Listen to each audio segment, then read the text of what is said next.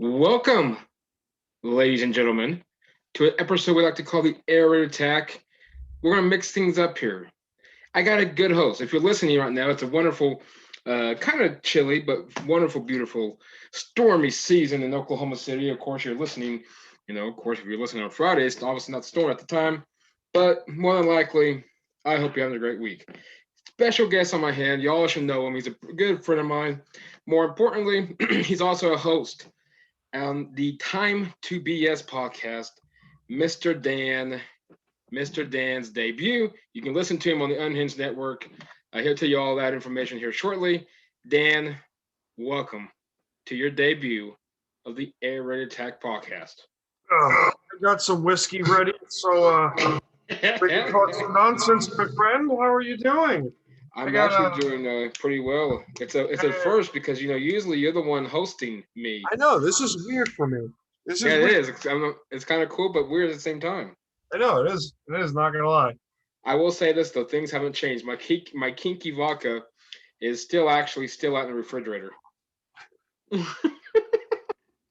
Off we go already with the kinky vodka. But I got water and I got good body armor stuff, so I got whiskey next hour or so. I got Glen Silver Scotch whiskey, so this is a cheap bottle, so fuck it, might as well. Ready to talk some stuff, my friend? How you doing? Yeah, I've had my ups and downs this week, but nonetheless, it's been good. Of course, I celebrate on Tuesday my 33rd birthday. Woo! My daughter celebrated her 3rd birthday on Sunday. That's awesome. So it's been a good week, of course, birthday-wise. I am partied out, though. I'm about done with cake and pizza and food and all that. So I don't blame you. I don't blame you on that one. Now, nonetheless, of course, I'm sure you've witnessed quite a bit of free agency moves. Denver very active, Giants very active. But my thoughts and my question to you is Seattle hasn't really done much.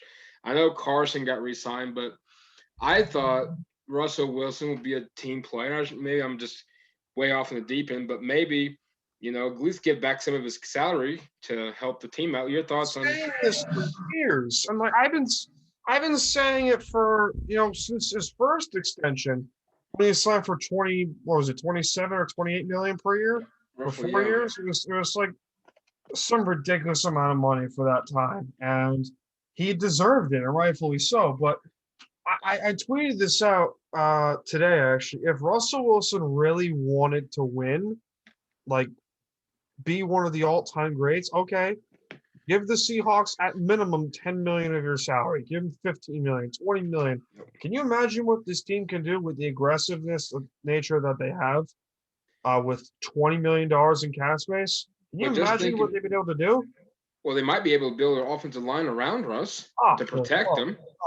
Please. I've voiced my frustrations enough with this team, but it can't hurt to talk about some more. As I got the whiskey in hand to prepare for this situation. Well, I'm not gonna stir up your blood pressure too much, but don't worry about it. A concern. I would at least, as a Seahawk fan, I'm sure you're mad. I'm sure you're kind of thinking probably the same, maybe not, but Arizona with the addition of JJ and now they've added some weapons for Kyler. This team is gonna be challenging, I think, Seattle and the Rams and the Niners this year for the AFC West. Well, I didn't trust the Cardinals from the get-go when last season began. I thought, okay, they're a streaky-looking team that have won in close games. The Rams were the same thing, but the defense of the Rams is still really good. They lose their defensive coordinator, Brandon Staley, as the head coach of the Chargers. But San Francisco, to me, I think, because they get everyone back, I would expect them to be, if not the favorite in that division, because they went 6-10 with virtually a top 10 defense, with no one on their team, without their quarterback, without their All-Pro tight end, without most of their receivers, without most of their running backs, and most of their offensive line. If that doesn't explain, the coaching abilities of that team, I don't know what does. Well, no, I agree with you. I think the 49ers, I still think, can contest I think Arizona definitely makes a leap jump from what they were a year ago. Yeah. Seattle's, I'm still back and forth on them. I think the Rams will probably be a little down this year, but we think of quarterbacks, of course. Deshaun Watson supposedly is narrowing his list down to Denver and San Francisco. Now we got all these allegations against him. Whether or not they're true, I'm not going to sit here and say they are or they're not. I don't know. None of my business. But let's say that they are true. How does that affect his stock? Not good. I know. If I'm Denver, if I'm George Payton, I'm not going to invest in this thing. No, it's not even that. It's a very similar. I think you're probably able to remember this situation more when Chad Ochocinco Yep. was leaving the Bengals and going to the Patriots. There was a lot of question about him. Obviously, not the same with Deshaun Watson, but very similar situation with him. A better example would be Michael Vick. Michael Yes. Vick at the time had just come out of prison in 2009. Signed with the Eagles. Bit of a controversial decision at that time. Now, who knows? History can decide, what people view Michael Vick as a player, as a person. Who cares? But I think the report said like 7 to 12 women put out accusations against Deshaun Watson. Now, I can neither confirm nor deny these, but Well, yeah, exactly. because we don't know exactly what is real, what isn't real. So, if these accusations are real, Deshaun could be facing some jail time. Deshaun Watson could be facing at minimum a yearly suspension from Yes. the National Football League. Now, the tricky part is it's the National Football League. And I have voiced my opinion on star players getting a la Tyreek Hill, for example. Yep. Tyreek Hill is still in this league. I have no idea why, but I digress. The only considerable way Deshaun Watson plays football is if it's with the Texans. Whether he likes it or not, no one's trading for him. No one. He virtually basically destroyed his trade stock. Well, by far, yeah. With these accusations put against him. Destroyed them. The Jets, I know, were the front runner to get him. I saw that Seattle wanted to do a swap. That there were at least some reports that Seattle wanted to do a swap with the Texans for Watson for Wilson. I thought that would have been a shitty idea, to say the least. Well, that would have been no sense. That would have been none. No, it would make no sense because they're virtually the same quarterback in the same situation. Yeah, just one's younger than the other. Yeah, one's a winning culture, kind of. Yeah. The other one's a complete shit show right now. But what do I know? Not much. Well, no, I mean, of course, I'm not going to sit here and spend a whole hour talking about what Deshaun Watson. I mean, we don't know. He may have done those things. I don't know. He may not have done those things. I don't know. I find it odd that he's trying to get out of Houston. Now all of a sudden, this stuff's coming up. But hey, I mean, maybe someone's telling these ladies, "Hey, voice your opinion and let it be known." And God rest her soul. So I don't know. I mean, I don't know. So I don't know, Mark. Yeah, I don't know nothing. Shaquille Griffin. Are you sad he's gone? Shaquille Griffin. Jacksonville. Both Griffins are gone. Shaquem is potentially going to be signed somewhere. Shaquille is already in Jacksonville. I'm assuming Shaquem is going to follow his twin brother with the Jaguars because they're from Northern Florida. It would make a ton of sense. Plus, the Jaguars need some linebacker help, and Shaquem is a perfect pass rushing linebacker. So, am I sad he's gone? Yes and no. He wasn't the prototypical Seahawk corner. He was a big guy, like 6'1", 6'1.5", with long arms. But his replacement, Ahkello Witherspoon, is big and fast. 6'3", close to 6'4", and he runs pretty good. So, and he was pretty good with the 49ers. 1-year deal from San Francisco. Not a bad deal. I'm more disappointed, for that matter, they couldn't get a deal done with Shaq. with both Griffins.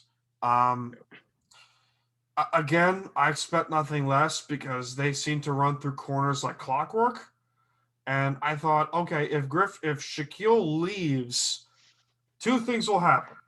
They either go for Richard Sherman, a reunion with Sherm, which is possible, or they make a deal with another big time corner of, who is like Sherman, and I'd say size and arm length and ball skills, which if the Patriots were to cut Stephon Gilmore, that would have been the first guy I would have gone after. Oh, absolutely. But I'm more disappointed per se with the loss of Shaq. When I saw that, I was kind of not really surprised. Of course, I think he played Central at UCF, Central Florida. UCF, yeah. So I guess in a way he's going back home. Not for sure. I didn't know. Drafted out of UCF, yes. Yep. So, and maybe it's a new look for Seattle that we're kind of facing them. Don't know if you guys are going to be signing KJ right back, but they had to do these things in the first place because let's be fair, they did this to themselves. They did. I mean, they thought, oh, Marquise Blair's a good player, but we really need some Cam Chancellor in us. Yeah, let's go trade 2 first-round picks for Jamal Adams. I loved the deal when it first happened, when Jamal was first traded here to Seattle. I'm not in Seattle, I'm New York, but who gives a crap? When the Jamal Adams trade first happened, I was excited, and then we recorded Time to BS, where I was turned off by the idea where you don't trade 2 first-round picks to anyone unless they're Hall of Fame talent or they're a franchise quarterback. You don't ever do that. So, 10 sacks last season for the Hawks. His coverage skills, he couldn't cover a Ryan Leaf pass if he could, but but at the same time, there's backups, free safety. Marquise Blair was out for the year with an ACL tear. So that kind of puts things into a shit show, if you want to put it that way. But in their cap situation is just bad. I mean, if you restructure Wilson's deal and Wagner's deal, you alone get close to $30 million in cap space added back. Can you imagine what this team will be able to do with $30 million in cap space with the players that they already acquired and signed? You guys can still go after, I don't know who's out there left, but I'm sure there's still some players out there. I'm telling the offensive line, Schwartz is, I believe, still out there. I think Eric Fisher's. I don't know how Mitchell Schwartz is still available. I don't know how. Yeah, I don't either. Eric Fisher's another one. I'm a little surprised. I don't know what their asking price is, but my God, I'm shocked they're still out there. Yeah, I'm stunned both of those chief tackles are still out there. It's the second wave of free agency as we're recording this, so who knows what's going to happen? Well, yeah, exactly. Let's put it out there to the listeners out there. Of course, anything after this episode that we're recording right now, it's not going to be on until next week. But we don't know what's going to happen. Of course, Denver's very active. Justin Simmons, 4 years, $61 million extension. I read a lot of comments. Steal for the Broncos. I know you text me. Of course, I'll get my input out there, and I may be, I'm not for sure if it's 100% right. It may not even be, but, again, who cares? I think it's a wonderful deal for the Broncos. You lock in your safety for at least 4 more years. You might get more trade value if that's the case they want to go. I don't know if that's probably going to happen. But you get a lesser contract that's more doable for someone to take compared to whatever probably asking price would have been. Of course, Philip Lindsey. I don't know why Broncos country is so sad to see him gone. I wasn't bummed.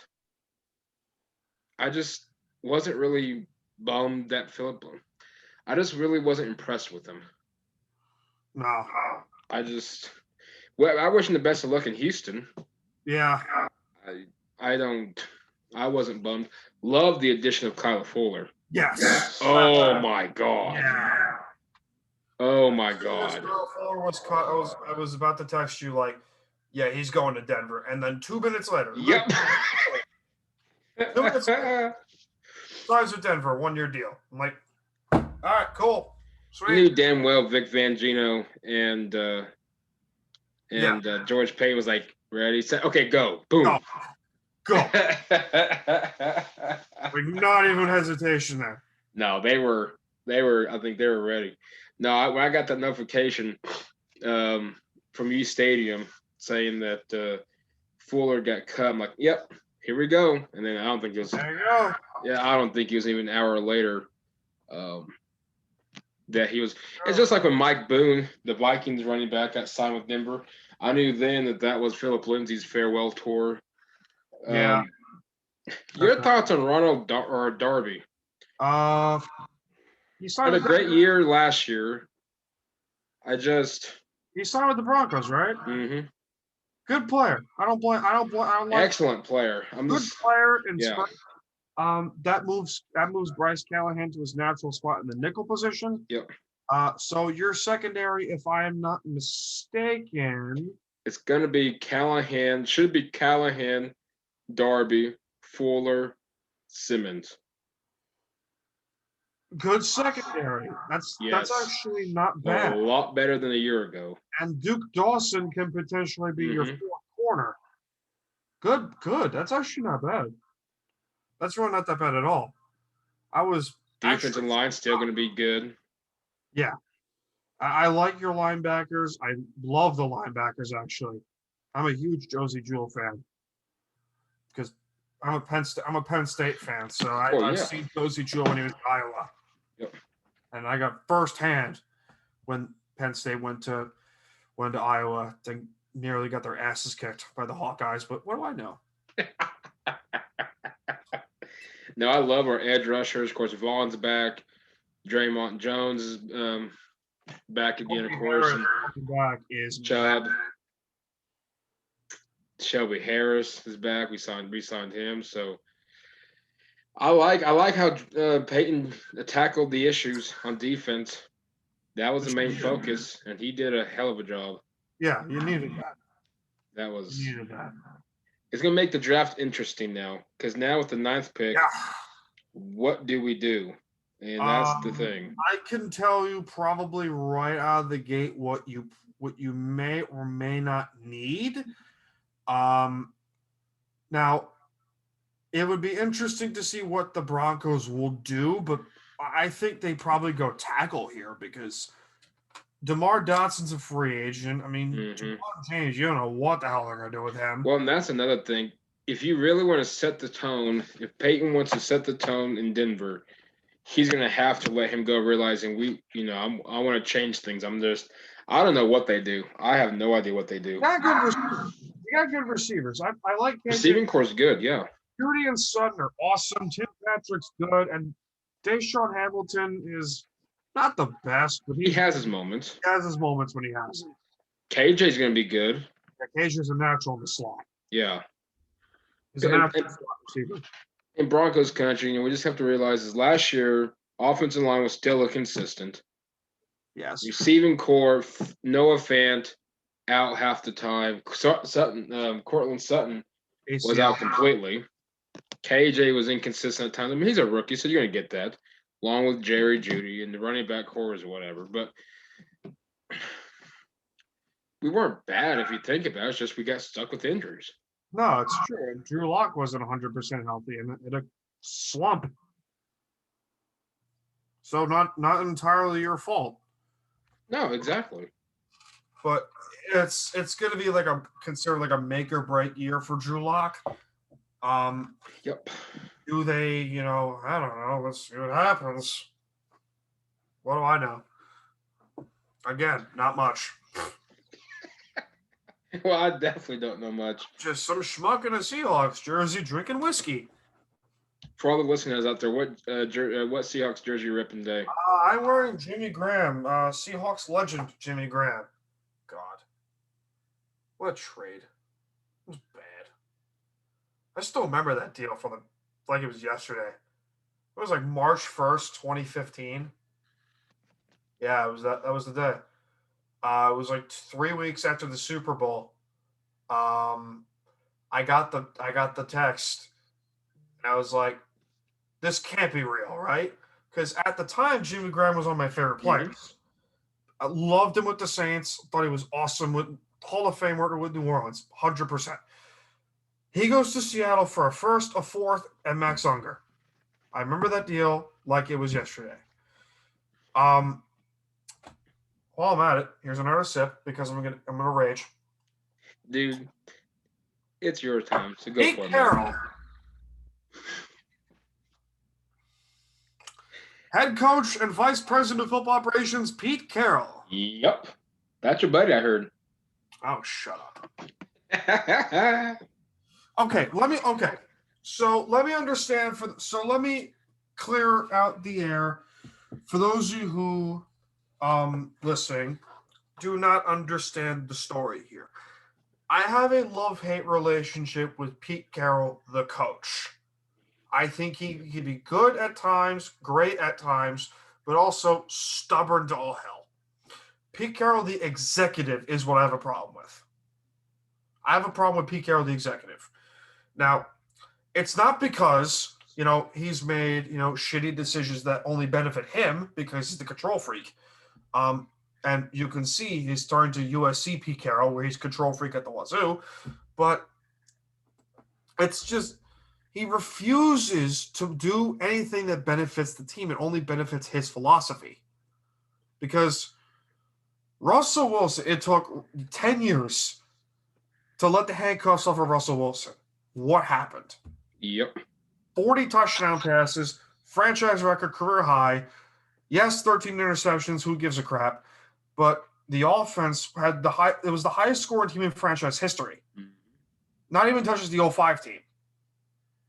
And the 05 team had a league MVP with the then touchdown record in Sean Alexander, 28 touchdowns. By the way, should be in the Hall of Fame. I digress. It's the moves that Pete has made that confuse me and frustrate me. Like 2 years of Mike Iupati. Prime example. Mike Iupati cannot pass protect to save his life. Nope.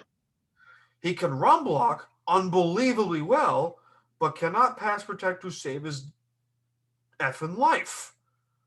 This man signed Mike Iupati to 2 years when he knew the Hawks' biggest problem on the offensive line was pass protection. When your philosophy is to run the football, play action pass, play great defense, how the hell are you supposed to set the play action game with no pass protectors? How the hell are you supposed to do that? When Dwayne Brown, his main strength is run blocking, good left tackle nonetheless. Brandon Shell is a natural run blocker. Damian Lewis, rookie, natural run blocker. Ethan Posick, natural run blocker. Good center, natural run blocker.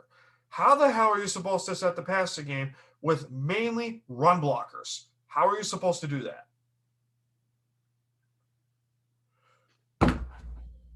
I'll save it for time to BS.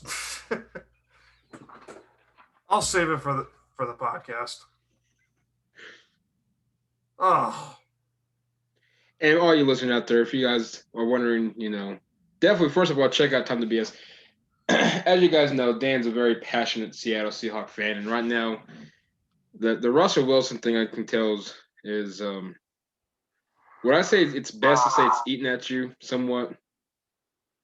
I almost punched the wall because I was mad. Because the one thing you don't do as a player under a no trade clause is mention teams that you would like to be traded to. Yep. You don't do that, especially if you have a history or a legacy here. Yep. The Seahawks, where you are by far the greatest player in franchise history. By far. You don't label the Raiders, Bears, Saints, and Cowboys as the teams you want to be traded to if you were to be traded. Mistake 1. Mistake 2. Go public with offensive line criticisms. Oh, it's not like he holds the ball for 30 seconds or anything. Mm-hmm. No. Nothing could possibly go wrong there. Love him, but it drives me nuts. Jadeveon Clowney, of course, I would imagine his stock's pretty low. What would be a? I mean, he's at what 28? I believe he's at 28 years old. Close to 30. Obviously, he's still got some years. What's the best team for him? Go back to Tennessee. Has to go to a team that benefits his type of play, which would be a 4-3 scheme. Now, the obvious teams would be 1, Seattle, 2, San Francisco. Now, San Francisco would have to move on from D Ford then, which would be not terrible. No, it wouldn't be a bad It move. would have to go to a team that would benefit his style of play. So when he was with the Seahawks, he was a disruptive force. The sack numbers were not there, but that's fine. If you were to look at the statistics behind him, he got to the quarterback. He was the 3rd fastest player to get after the quarterback in that season. The next 2, J.J. Watt, Aaron Donald. He's in that category. Now, the Hawks look like effing geniuses for letting him go and sign with the Titans, where he only played like 4 games, but who knows? He could sign with the Seahawks as soon as, I don't know, 10 minutes from now? He could do it right now while we're recording this thing. I'll refresh Twitter now you mentioned that. I'm going to give you a name. Say yes or no if you want them with the Seahawks. Malcolm Butler. Most of the team from that Super Bowl team is not there. Yep. So I would not be opposed to that. But also, for how much is the you would have again? Well, he's 31. Again, you would have to go to Russ and be like, "Hey, listen, give us $20 million, man." Unbelievable. Well, right now, according to Russ, that's not happening. Nah, I'm Russell Wilson. I want to win, but I also want to keep $35 million per year. Unbelievable. Unbelievable, this team. I swear, I can run this team better. I probably could. I wouldn't doubt it. I'd be John Chanko with the Coyotes. I'd be the analytics guy who the suit. Here's what the NFL can do. And with glasses, I would be that asshole who would wear glasses. And not just any glasses. Not just any glasses, may I remind you. I'd wear Harry Potter glasses. Here's what the NFL can do. Do it to where the fans control the calls. Like kind of like what the fan control football. No. If we get that, we'll get some schmuckhead who'll throw for 35 flea flickers in a row. That's an American Dad reference if you don't get that. That was a cool league. That was the only thing, though, that I'm not going to lie, God. that I just did not like was because everyone, well, when you got Josh Gordon out there, everyone wants to throw the ball. Like, no. Let's throw a 6'4" guy who's game-breaking speed and didn't work out at all in the NFL, except for 1 year in Cleveland. But, yeah. And the only game that worked for him was the smoking the dope. I mean, I'm just saying. Johnny Manziel's another one. He's not going to see himself back in the league. No, he won't. He ran himself out of the league. His fault. Exactly. I mean, people love him. I don't know why. People love the guy because they think he's a party animal. But, schmuck. I like, though, and it goes back to that. Obviously people need to realize that he didn't work out in the CFL, the what was the American Athletic Alliance, whatever. Such a face. That's the thing. He's got such a punchable face.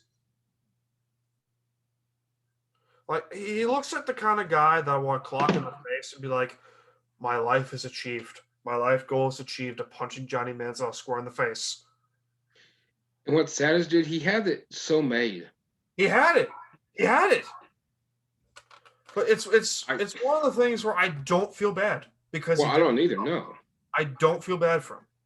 Like guys like Josh Gordon, I feel bad for because it's a mental illness. Addiction is a mental illness. Johnny Manziel did it to himself. I'm sorry. I'm sorry, he did it to himself. Meanwhile, I'm sitting on a glass of whiskey. But hey, at least you can control yourself. True to that. No, I think my personal opinion, I think Johnny Manziel let the Heisman, trophy winner get to his mind and got the best. I don't know. He had it made. He blew it. His fault. So It was his own fault. It was his own fault. maybe the XFL will give him a try. I don't know. Speaking of the XFL, I like the idea, but now I'm kind of hearing that there's some money issues that we may be I seeing. haven't seen that, actually. I haven't seen that. Yeah, there was. I forgot who posted it. Somebody posted. I guess the Canadian Football League commissioner came out a few days ago or so, and pretty much, I believe, came out and said that they're going to kind of look at other options. So I don't know if they're financially kind of concerned. Let me see. Hey, Oliver Wallstrom scored. Nice. The Church of Wallstrom. Oh, that's a joke right there. Can we tell that joke? For those who don't listen to Time to BS, can we tell that joke? Yes, do it. So we have a running joke on Time to BS podcast called The Church of Josh Allen, where it is after Buffalo Bills quarterback Josh Allen. And now, as myself being a huge fan of the New York Islanders, so much I am planning on getting a tattoo of their logo on my bicep. Nice. Yeah, it's awesome. I can't wait. Nice. But we have a running joke that's on Twitter now by Isles Twitter called the Church of Wallstrom. It's fantastic, and the Islanders just tied the game with an Oliver Wallstrom goal, so it's fantastic. I'm gonna watch that goal. Oh, it's a tipping. Oh, a tipping. Jesus, I have to sip whiskey. Have you watched much of this March Madness, Dan? I saw Syracuse, West Virginia. I do know that there is a school named Oral Roberts, which sounds. Where do they come? I mean, this is why I love March Madness. I prefer college basketball over college football. 100%. When it comes to playoff mode, absolutely. Give me and this is why this is why the college football community, playoff community needs to sit down. No, I'm not asking for 64 teams. That's ridiculous. I mean, let's go. Well, I mean, at this rate, let's go for it. I mean, if that's how it's going to work, let's go for it. But Oral Roberts out of Ohio, or is it Oklahoma? It's actually Oklahoma. Yeah, Tulsa, Oklahoma. Hey. It's right off of I-44. I saw a tweet from a friend of mine who was watching the Oral Roberts game, and they tweeted, "I love Oral." I'm like, that's the biggest tweet that's been going around. Everybody, even on my timeline or whatever, is saying that, because I think I read someone. I'm trying to get her on. She's interested. She's just busy, but she tweeted out that Oral Roberts gave a mouthful to Florida. Where are the smut ladies when you need them the most? And then I read a tweet that when you need them. that someone got, of course, got. I gotta get her on too. I gotta get her on also. That got. This is a spam text. Oliver Wallstrom. Yes. Exciting. But no, I haven't watched much, but when I do sit down, it's actually pretty good. Of course, of course, I was like, well, your team lost. Okay, well, we lost to the number one team in the country. Florida, who I can't stand, you guys lose to Oral Roberts. Yeah. Texas. Yeah. I mean, you lost to Gonzaga. I mean, Oklahoma lost to Gonzaga, too. I'm not even in the tournament, so I can't even say shit. Yeah, that was expected. I mean, that was no big deal. So, but no, you look at Abilene Christian losing to Texas losing to Abilene Christian, which I haven't heard of. Man, Penn State, I haven't been in the tournament since the mid-'90s. Or am I wrong? I'm sure. They haven't had a decent basketball school in quite a while. We've been in the NIT a few times, but not the actual tournament. Not for a long time. Beautiful school, nonetheless. I heard it. Yeah, I would love to see Happy Valley, and You ever get would the love chance to to be go a to the part mountains? of. You ever get the chance to go to a Penn State home football game? Oh Dude. my God. It's not the loudest sport. It's not the loudest game I've been to. That belongs to a dear friend in Nassau Coliseum. John Tavares' return, his first game with the Toronto Maple Leafs against the New York Islanders, February 28th, 2018. I will never forget that day. To this day, that is still the loudest sports venue I've ever been to. Nice. That is the loudest sports game I've ever been to. Beats Happy Valley of 100,000 people. Nice. Unbelievable. But I will never forget that day. Just being an Islander fan alone just means more than people think. Because, being an Islander fan it's home. Growing up on Long Island, you have the Islanders and you have the Rangers in terms of hockey. And, I was the benefit of being an Islander fan from the day I was born. My parents would take us to Islander games whenever we could go. I would watch them all the time on TV. I was never really big into sports as a kid up until maybe middle school, where I really started to get into it. And then I really grew the passion of it in high school, where I was like, oh, so in a nutshell, I've been like a sports fan for 10 years, roughly. So, as an Islander fan, people talk about, Islander fans, we're pieces of shit for trashing John Tavares. Like, in reality, we're some of the nicest people. You ever get the chance to talk to Islander fans, we're some of the kindest people you will ever talk to. We're the kind of fans that will like sit down with you, enjoy a cigar or two, enjoy a beer or two, and talk about your family. We'll talk about how's the family, how's the kids, how's school, how's work, yada yada yada. We want to get to know you, because late coach Al Arbor said it best. Mm-hmm. He wants to know everything about his players, whether it's personal issues, family, friends, kids, everything, because that's what Islander fans are. We're one big gigantic shit show of a family. Exactly. That's who we are. And if people don't understand that, then fuck you.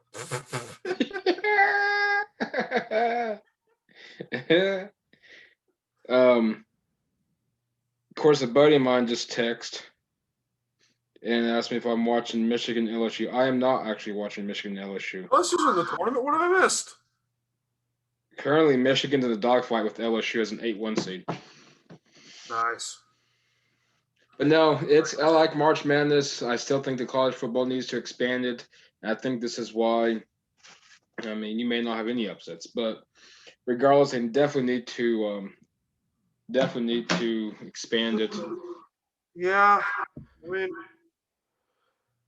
if sports in general has become, like a bit of a depressing thing, because it's almost predictable. There's not enough, unpredictable things going on in sports, and I miss that. I do. I miss that.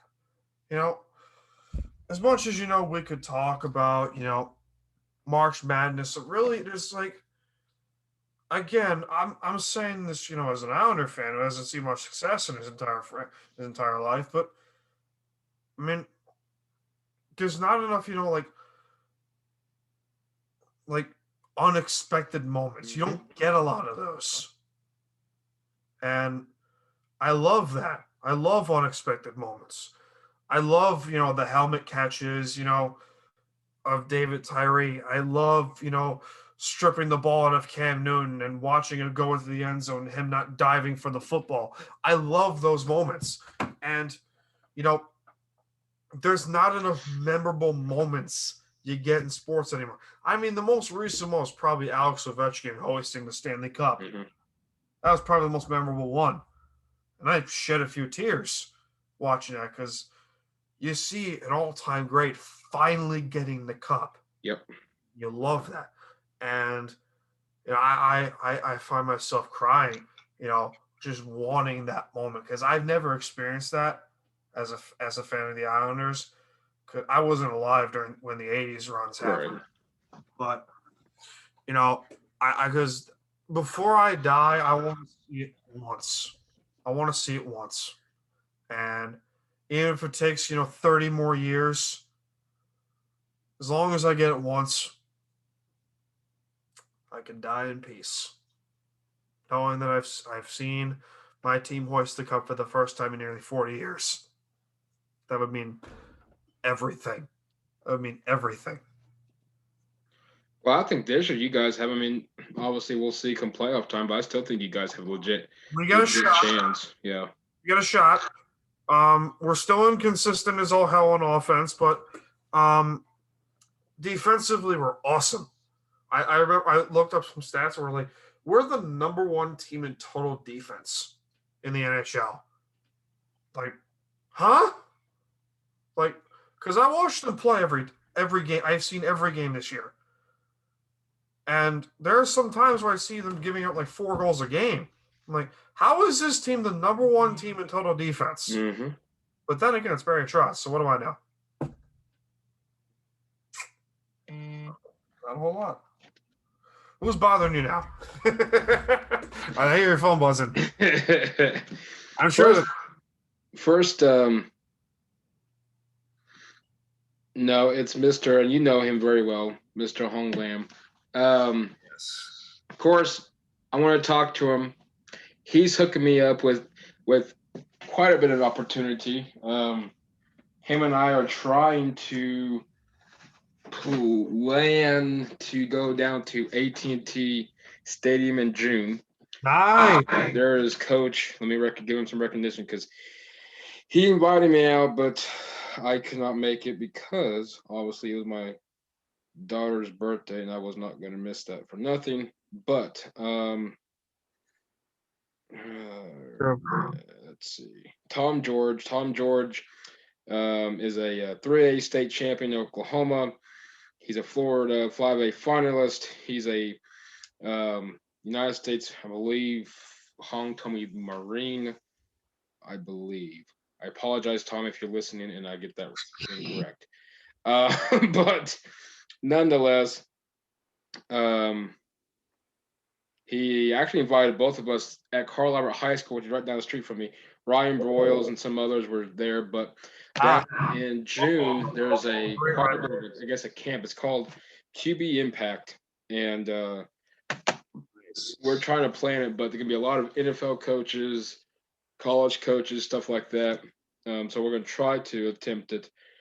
But for anybody of you out there, if you're listening, and you're from Oklahoma, of course, give Hong his, let me pull it up here because I got to get the right words because he gave me his little ad I got to work on.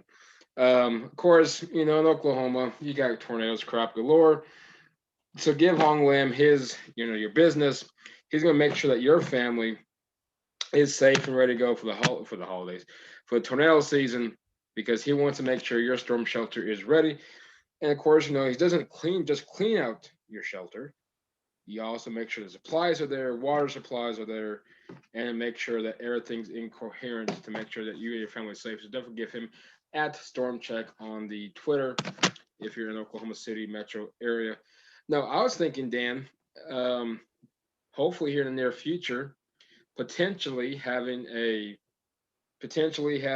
you, myself, and Mr. Hong all at once. Kind of curious how that would go because, if you guys haven't checked the Hong out, he was on Dan's BS sessions. Definitely give that a check on iTunes. And then, of course, a week or two ago, he was on the Air Attack. We just talked whatever. Check it out on iTunes, Night of Freedom. It was pretty good. But I don't know what time I even started this thing, so I have no idea minute-wise where we're at. Yeah, it's all good. Hey, funny enough, your episode of Defining Moments podcast just uploaded. Sweet. Yeah. It took him a long time. He's actually trying to get me on also. He's trying to get me on. Dude. Definitely. Yeah, he's trying to get me on next. Who knows? Definitely. But finish out the show. Of course, a lot of people you may or may not be knowing. Of course, back in April, my dad had a pretty bad stroke, and since then hasn't been doing well, and it's just deteriorating downhill. So, giving you guys a heads up, episodes will still be coming out, but don't be surprised in the near future if we got to cut things for a while. But so, Dan, of course, you're a buddy of mine, and I've been keeping up with some tweets, trying to anyway. And for everybody out there, the Texas, I don't know if you heard this or not, Texas Roadhouse owner committed suicide.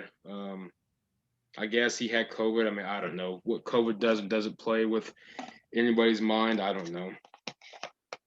And of course, I'm battling with my stuff with my dad. It's pretty tough right now, especially when he can't remember the conversation you had 3 minutes ago. But that's not fault to him. But and Dan, I know you're close to it, of course, with tackle depression and all of the kinds of things. And yeah, if you're out there suffering, regardless if it's COVID, I know it's isolation, regards to anything.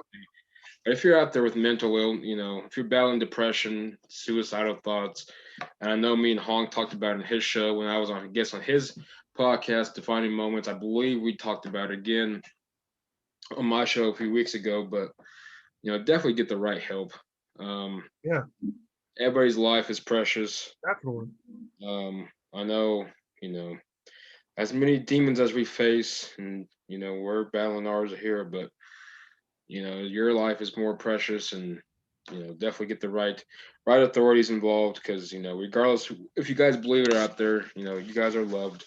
I may not know you personally, I may not ever meet you, but know that there's help out there, and definitely seek it. Absolutely, man. I had to get like too personal, but like when I'm trying to also get like tackle depression to come on BS sessions eventually. Because the whole thing of why I started the podcast is because I wanted a place for people to speak their mind, where it was Mhm. talk about what's bothering them in their life, or talk about things that they love, or just anything they wanted to get off their chest. And you know I didn't really have that growing up. I was always shut down, put it that way. I was always shut down for being hate to use this kind of word, but I was told, hey, we don't allow retards here. And I was told that because being on the autism spectrum, life has always been difficult for me. Mhm. um and I'm not afraid to tell my story. I've told it 1,000 times, and I'm not afraid to tell 1,000 times more, because I feel that strongly about it. And you know, I tell this, I tell people this all the time. Your mental health is the most important thing on the planet. If you're not right in the head, that you need to get right in the head, because if you're not right in the head, you cannot do shit. Mhm. I will tell you this from past experiences, your personal experiences as well. Um, just like I'm losing my words. So, like, get right in the head, guys. I'm like bottling up. Jesus. No, you're good, dude. And like I said, at least on my end, and Never the easiest to talk about, no, well, it's not. And last night I was kind of, or even today, I was thinking about my dad, and I was talking to my mom yesterday, and the reality part was, I'm not for sure how much longer he's got. I mean, it's not looking good. I know that, but I don't blame you. no, it puts you in reality, and of course, everybody that's out there listening. Yeah, we do.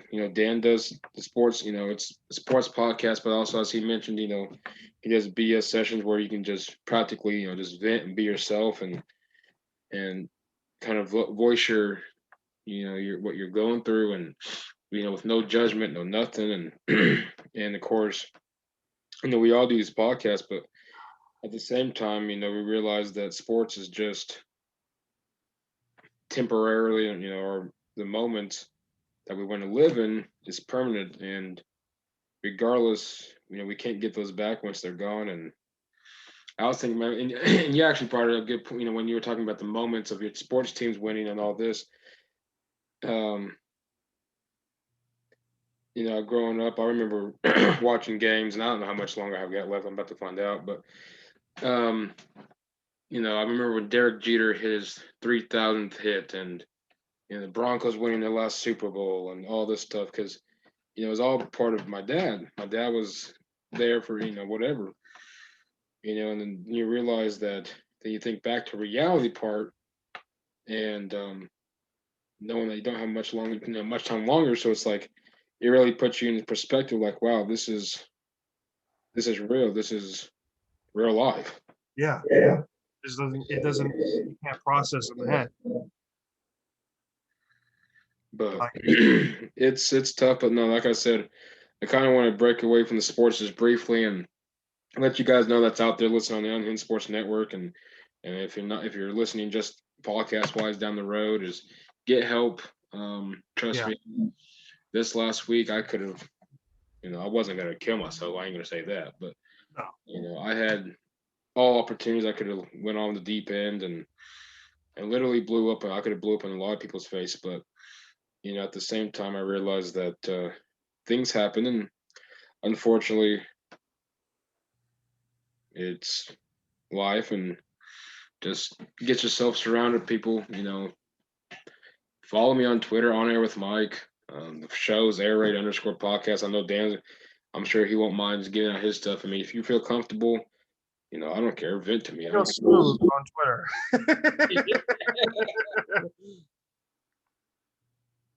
All right. But now you guys, you guys take care of each other. We're almost at the end of the tunnel.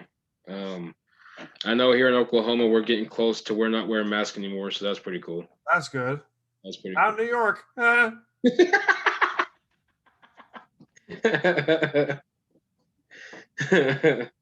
Oh. So Dan, finish out the show. How can the listeners find you on Twitter, and how can they You can find me on Twitter at Staniel Smooth on Twitter, at Time to BS Podcast on Twitter and Instagram. You can also find me, funny enough, at Staniel Smooth on Instagram. So follow me or don't. I don't care. I'm not for sure exactly who all actually has been following me on Twitter since. Oh, love of God, who cares? I don't know. As always, guys, thank you for listening. Listen to us on the Unhinged Sports Network every Friday. Jesus, whiskey burns down the throat. As always, guys, it's one on the Unhinged Sports Network. Don't myself. Don't mix Scotch whiskey with vodka. Don't do that ever. And Guinness. Don't do that. Oh, I love Guinness. Oh, for the love of God. Thank you, guys. 10 p.m. Eastern on the Unhinged Sports Network. Listen to us on iTunes and Google, and follow us on Twitter, airraid_podcast, my personal Twitter, On Air with Mike. Have a wonderful weekend. We will see you all next week, same time, same place.